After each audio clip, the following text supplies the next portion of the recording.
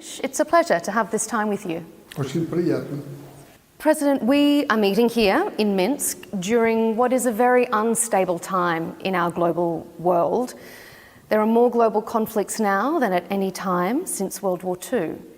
Do you consider yourself an optimist or a pessimist about the world that we currently live in, sir? 50-50. The war in Ukraine has been going on for 4 years, and it seems like there's not a huge hope in sight at present for peace. What do you think is preventing a peace deal, and what does a lasting peace look like for your region? Always hope for peace. We always hope for peace. Our history proves that. Unlike your homeland, we have always lived here in this pot, and it has been boiling all the time at the crossroads of Asia and Europe. All of the most tragic wars and conflicts have occurred right here. We have taken part in wars that were not ours, but they were fought on our territory. And Australia, as we say, is at the end of the planet as we see it. It has always been calm, although that is only relatively true. Of course, something is always happening everywhere. Maybe not worse, but you certainly have some natural disasters that you know quite well compared to us. The world is unstable now, and it is because of people. It is not God who gave us these wars. It is we who have entered them. That is why we need to think how to stop these wars. And of course, what lies behind your question, not only the question of hope, but also whether we can stop these wars, especially here in our region, and not only in our region, but in yours as well, in the Middle East. I believe that we have this opportunity. It is very, very possible. Even more possible now than it was before. And it depends on the will of a few people. And if that will and desire exists, these wars can be ended this year. And even the conflict between Russia and Ukraine can be ended this year. And if we speak about the Middle East, there are no other options. There are no other options for stopping the war. The war will be stopped this year, I hope even sooner, especially the tensions between the United States of America and Iran. But I do not believe that this is a war between the Americans and the Iranians. It is a war between Israel and Iran, into which the Americans became involved because of the position and policies of certain leaders in the United States of America. But the reality is, this war is going to stop. And I know the stance of the President of the United States of America, who carries a great deal of weight in this confrontation. He is focused on bringing this war to an end. And I would like to highlight once again that there is no other way out, no other solution. And this is what makes the conflict around the Strait of Hormuz different to the conflict in Ukraine. The conflict in Ukraine is a much more difficult one. So the circumstances themselves make it necessary for the leadership of America to stop their military pressure on Iran. And Israel's actions will depend on the stance of the United States of America. That's why this year, I believe these conflicts can be stopped. And it's not a hope, I'm sure they will be stopped. You think that the US can stop the conflict with Iran. Do you think the US can make Israel stop its aggression as well? Does Donald Trump have that power? Абсолютно может. Of course it can, and some recent developments do support that. You know, there has been a conflict between Trump and Netanyahu in the media, where Trump, in his own manner, said that Netanyahu was still attacking Lebanon. But one of Iran's conditions was that Lebanon should not be attacked while efforts to reach an agreement were underway. And Trump, in his own manner, stepped in when military actions were taking place in Lebanon. And when Trump took notice of that, something happened. They managed to stop the conflict. And that proved that Israel is fully dependent on the United States of America. And Donald Trump was right when he said that if Israel did not listen to him, it would be left alone. And Israel is afraid of that because it is located not far from Iran, and Iran has all of the capabilities and means to strike Israel. And if there are no American missiles in Israel used by Israel, then that defense system will be broken, and they will see and experience things they would never want to experience. So recent actions and recent developments do prove that Israel is dependent on the United States of America. And that is understandable even without these recent developments. Israel is not a country with colossal resources compared to, for example, with Russia in the conflict with Ukraine. That would allow it to wage war with Iran, especially taking into account that Israel is surrounded by the Muslim world. Yes, it is. The peoples are different, and they cannot come to unity in that region. But I always say war is unpredictable. It can lead to situations that could have never have been predicted. So Israel must be a little more careful. They already have a bad reputation in the world because of the bombing of Gaza. It is a Holocaust. Why do we speak about the Holocaust suffered by the Israelis while they themselves have killed so many people? Women, and above all children, have died in the Gaza Strip. It was simply wiped off the face of the earth. And they are trying to build a resort on the land where these people were killed. So we say that Israel has to start thinking about its future, because otherwise, even nuclear weapons will not help them. And why does Iran need nuclear weapons? If we look at it from the point of view of justice, the United States of America does have nuclear weapons, of course, the most powerful weapons. They have had them for a long time, and yet Israel remains quiet about owning nuclear weapons. So people can ask, why can't we have nuclear weapons as well? Especially when there are countries, such as India and Pakistan, which are nuclear states.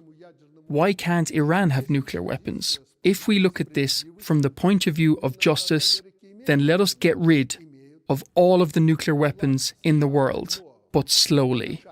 And if it is a deterrence factor, a factor that prevents anyone from attacking your country when you possess nuclear weapons, then Iran and other countries have the right to own nuclear weapons in order to protect themselves. That is if we are talking about the nuclear issue. And if we talk about the blockade of the Strait of Hormuz, I do not think the Iranians want to stop everything in the strait. It is not in their interest. Because if the Strait of Hormuz is blocked, the wealthy Gulf countries will find another way. They will simply build pipelines through Oman to the Indian Ocean and then use the Indian Ocean to load their tankers and so on. So this is not in Iran's interest. They want compensation for the aggression that was carried out against their country, and we do understand them. So Israel and the United States of America, the countries that attacked Iran, need to start thinking about compensating for the damage. There are many challenges that need to be addressed, and they can only be resolved at the negotiating table. There is no military solution for either of these conflicts. Not in Ukraine and not in the Middle East. There is no military solution to either situation. So we need to keep cool heads and understand that a lot of innocent people are going to die. I think that this conflict has encouraged rather than deterred more countries to seek nuclear weapons or to seek a nuclear umbrella. Yes, a lot of countries talk about this openly, but this is a road to nowhere, a road to destruction. Because if you have a gun, it may not be used for some time. Guns are made to shoot. Sooner or later, they will be used. So that is why we are talking about it. Nuclear weapons are a deterrence factor, and probably the situation you have described is true today. although I have not studied the topic in great detail. But the countries of the world, all countries of the world, should not have nuclear weapons because this is a road to nowhere. The world could simply cease to exist one day. This is why I do not support all countries possessing nuclear weapons. I am in favour of disarmament, nuclear disarmament, by all parties: Russia, India, Pakistan and the United States of America, and all other countries. It should apply to everyone. So, bombing Iran will not stop the development and production of nuclear weapons in Iran. On the contrary, it may even encourage them to pursue them. If we look deeper into the conflict, there are many reasons behind it, and one of the mistakes by the United States of America and Israel is that they have united what was previously a quiet, fragmented Iranian society. Iranian society was not as united before as it is now, and that is a mistake. And I am sure that the development and production of nuclear weapons in Iran, if it had existed, will continue. Because the other mistake, the second mistake by the Americans, was not agreeing to a proposal that, according to information I received from media sources, Iran had made. Iran offered to transfer the nuclear materials used for producing weapons to China and Russia. So why did the Americans not agree to Iran transferring this enriched uranium to China? Why did they not agree on that? Because China is a nuclear power, it produces nuclear fuel, and no one forbids China from doing so. They could have done it. Would it have given China such a great advantage? Because China does not have as many nuclear missiles as Russia and the United States of America.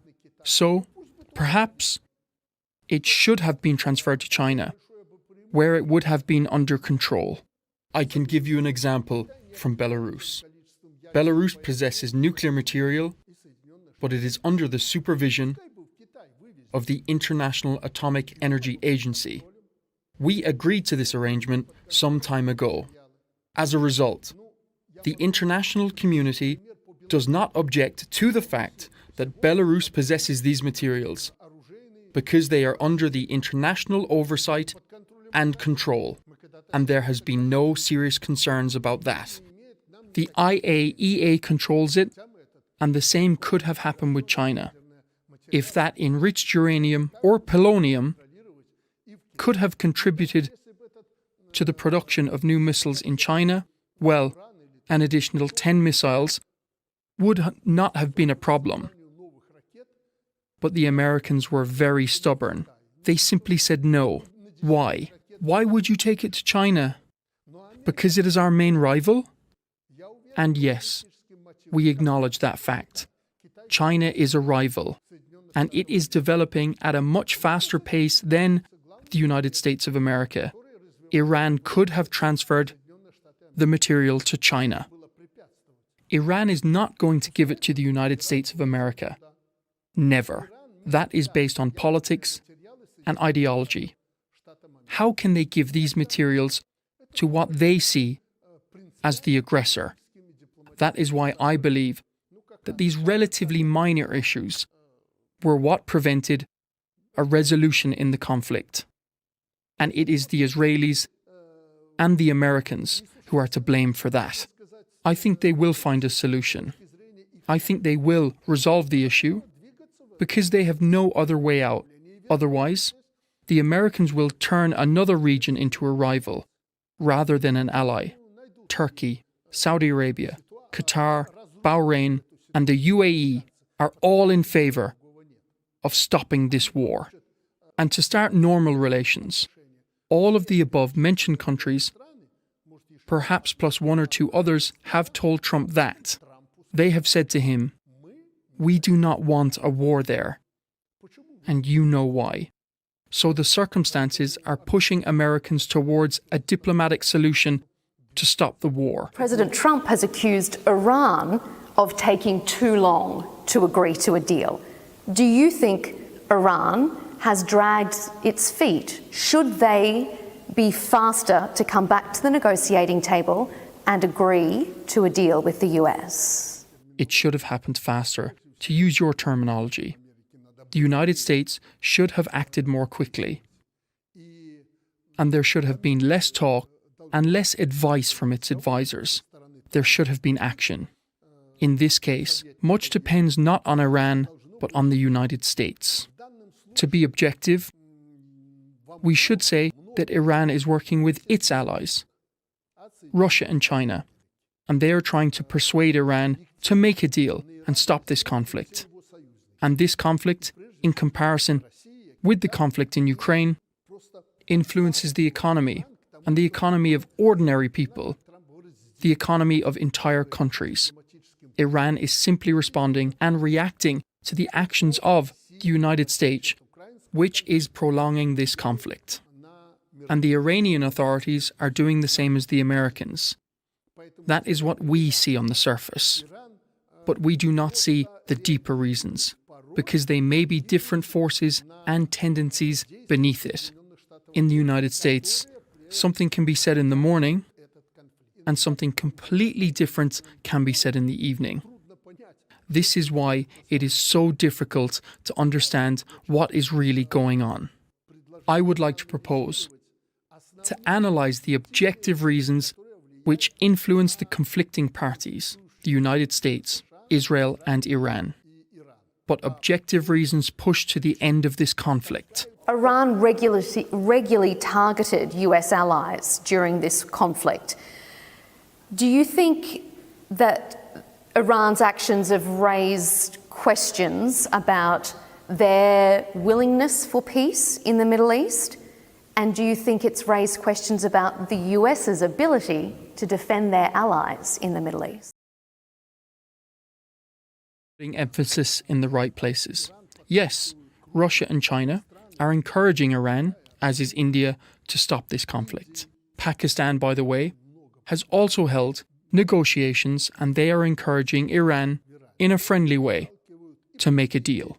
On the other hand, as I've already mentioned, and as I know for sure, Turkey, Saudi Arabia, Iraq, Bahrain and the UAE, and all of the Gulf states have told Trump they want this conflict to be resolved diplomatically. These are wealthy and influential countries. With Iran, they have some serious disagreements, and of course they are not friends. But the authorities of the United Arab Emirates actually told the United States and Trump that it is necessary to negotiate and to stop this war. And it is clear why. This is why they are allies of the United States, and indirectly of Israel, but primarily the United States. Muslim countries have never been allies of Israel, but because they host American military bases on their territory, they are allies of the United States. So the parties to this conflict are being pushed by different countries to stop this war. But Iran has attacked United States military bases located in the Persian Gulf, in Arab countries. So from Iran's point of view, they are acting appropriately because this is a war. And drones launched by Iran sometimes also strike residential areas where civilians live. But this is one of the drawbacks of these drones. It can also be the result of signal jamming and other technical factors. There are different reasons why drones end up striking areas that were not their intended targets. We see the same situation in the conflict between Russia and Ukraine. These are also parties to the conflict, but drones also enter airspace of the Republic of Belarus. One drone from Ukraine actually entered Belarusian airspace and exploded here. So the same happens in the Middle East. Iran attacks military bases of the United States because, from Iran's point of view, the United States is the aggressor that attacked Iran. That is why, from their point of view, there is a certain logic to it. So yes, on the one hand, there is Israel and the United States, and on the other hand, there is Iran, and they are in conflict. At the same time, they are being pushed by other countries towards a peaceful solution. As you mentioned, peace is being reshaped in the Middle East. I think this is a temporary phenomenon, to some extent. But the situation will never be the same as it was before. It is being reshaped. The world will never be the same as it was before this conflict. So when we start a conflict, we should always think about the aftermath. For example, the United States attacked Iran, and what was the result? None of the problems that were raised were resolved. None of the goals of the United States sought to achieve were accomplished. On the contrary, the opposite happened. That is why, whenever you intervene in the affairs of another country or attack another country, you should think about the consequences and the outcome. Iran cannot be defeated. You can destroy certain things in Iran, and there could be a ground operation. But the United States will never launch a large-scale ground operation or even a limited one, because it could result in thousands of American soldiers being killed, and America could not withstand that, given the situation that is unfolding in the United States today, the opposition to the authorities and the ruling Republican Party. So do you think that the US made a fundamental miscalculation in this conflict? Фатальную ошибку. It is a fatal miscalculation. It is a fatal error of the United States. They shouldn't have done that. Do you think the US did it of their own volition, or were they coerced, to say the least, by an ally? Ну, слушайте, то, Well, look, Israel actually got United States involved in this war. I know. I do not know whether that is a minor point or a major one. Time will tell. But the United States is not the kind of country that can be dragged into a war by a third party. So if the United States did not want to get involved, it would have not become involved. They think they can solve any problem through military operations. But it is not like that. So yes, Israel provoked the United States. The Israel lobby in the US, the Jewish lobby, is very strong in the United States. They are rich and powerful people in the United States, and they do have influence. But you are the president. You have national security advisors, the Department of Defense, the State Department, and other institutions.